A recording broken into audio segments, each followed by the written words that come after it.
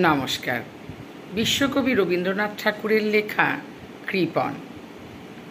আমি ভিক্ষা করে ফিরতেছিলেম গ্রামের পথে পথে, তুমি তখন চলেছিলে তোমার স্বর্ণরথে।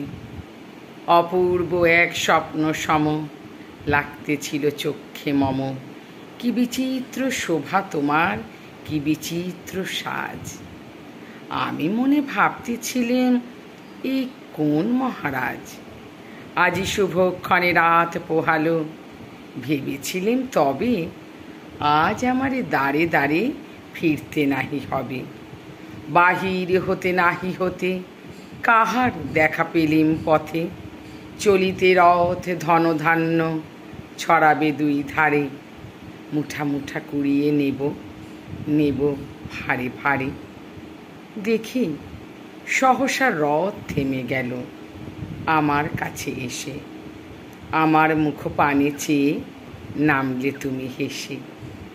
দেখে মুখের প্রসন্নতা জুড়িয়েই গেল সকল ব্যথা। হেন কালে কিসের লাগি তুমি অকস্মাৎ, আমায় কিছু দাও গো বলে বাড়িয়ে দিলে হাত। মরি এ কি কথা রাজা ধীরাজ, আমায় দাও গো কিছু। শুনে ক্ষণকালের তরে রইনু মাথা নিচু।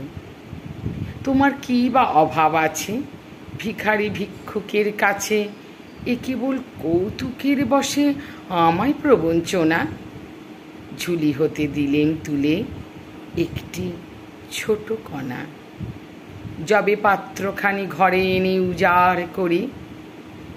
এ কি ভিক্ষা মাঝে একটি ছোট সোনার কণা দেখি। দিলেন যারা আজ ভিখারিরে, স্বর্ণ হয়ে এলো ফিরে। তখন কাঁদি চোখের জলে দুটি নয়ন ভরে। তোমায় কেন দিইনি আমার সকল শূন্য করে। নমস্কার।